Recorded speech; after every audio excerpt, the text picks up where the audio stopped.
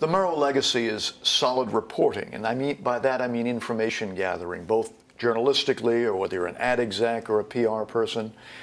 It's credibility, it's truth, it's balance, and it's fairness.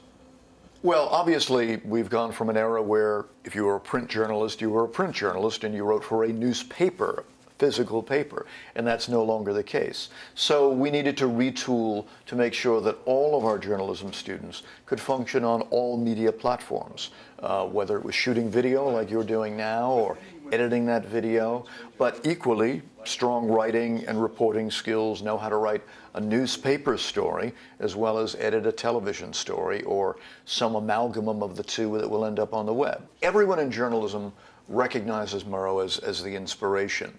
But for some of us, and particularly those coming out of CBS, where Murrow is alive in the halls at CBS, it really is a very different award that stands out from all of the others. One of the amazing things, and chair of OSU is our alumni network, and I mean that as a university as well as Murrow. Our alumni are so tightly tied into us and so working so hard to help our students find jobs and get great internships. And then when we bring people like Dan Rather to campus, that expands that network. Now, you can send an email to Dan and say, can I come and be an intern for you? Or I'm graduating next year. Are there any possibilities in your organization? Or do you know of anything else?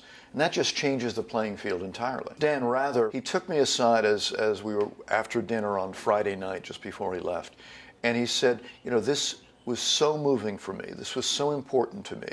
And he said, I give a lot of talks around the country.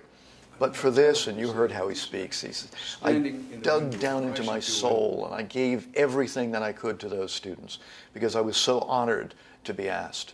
And that's pretty cool.